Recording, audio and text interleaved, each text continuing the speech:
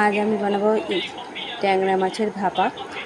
তো আমরা তো ইলিশ ভাপা করেছি, লোটে মাছের ভাপা হয়েছে, ইলিশ ভাপা খেয়েছি, অনেক রকমের ভাপাই আমরা করেছি। তো আজকে আমি বানাবো ট্যাংরা মাছের ভাপা। তো আমি বাজার থেকে ছোটো ছোটো ট্যাংরা মাছ নিয়ে এসেছি। তারপর এই ট্যাংরা মাছগুলোকে আমি ভালো করে কেটে ধুয়ে নিয়েছি।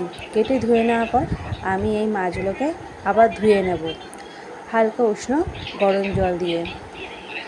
হালকা উষ্ণ গরম জল বলতে যাতে আমি সেই জলটার মধ্যে আঙুল ডোবাতে পারি, ঠিক সেরকমভাবেই আমি জলটা গরম করব। তারপরে সেই জলটা দিয়ে আমি আবার মাছগুলোকে ধুয়ে নিয়েছি। ধুয়ে নিয়ে জল থেকে আমি তুলে নিয়ে তার মধ্যে নুন হলুদ মাখিয়ে কিছুক্ষণের জন্য রেখে দেব। কিছুক্ষণ পর আমি তার মধ্যে দিয়ে দেব পেঁয়াজ বাটা, আদা রসুনের পেস্ট, কাঁচা লঙ্কা বাটা আর টমেটো বাটা, নুন হলুদ আর লঙ্কা গুঁড়ো দিয়েছি এখানে, আর দিয়েছি একটুখানি কাসুরি মেথি আর একটুখানি দেবো সর্ষের তেল দিয়ে ভালো করে মেখে আমি রেখে দেবো কিছুক্ষণের জন্য।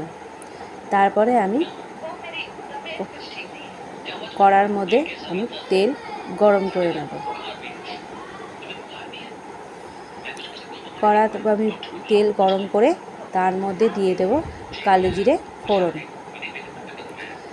কালো জিরে ফোড়ন দেওয়ার পর তার মধ্যে আমি মাছগুলো যে মেখে রেখেছিলাম সেগুলোকে আমি দিয়ে দেবো। দিয়ে আমি হালকা করে একটু নেড়ে নেব, এমনভাবে নাড়ব যাতে মাছগুলো ঠিকঠাক থাকে আর কোনো রকম যাতে না ভেঙে যায়। তারপরে আমি সেটাকে বন্ধ করে দেবো, চাপা দিয়ে দেবো।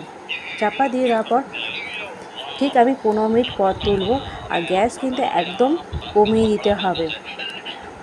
15 মিনিট পর আমি যখন তুলেছি তখন জলটা যে বেরিয়েছিল সেই জলটা শুকিয়ে গেছে আর মাছগুলো ভালোভাবে সেদ্ধ হয়ে গেছে। আমি আস্তে আস্তে মাছগুলোকে আবার একটুখানি উল্টে পাল্টে নেব। খুব সাবধানে মাছটাকে নাড়া দিতে হবে যাতে মাছগুলো না ভেঙে যায়, কেননা মাছগুলো কিন্তু সেদ্ধ হয়ে গেছে। বেশি জোরে নাড়া দিতে গেলে তাহলে কিন্তু মাছগুলো ভেঙে যাবে, তাই একদমই হালকাভাবে মাছগুলোকে নেড়ে নেব। তার উপর গরম মশলা ছড়িয়ে আমি নাবিয়ে নেব।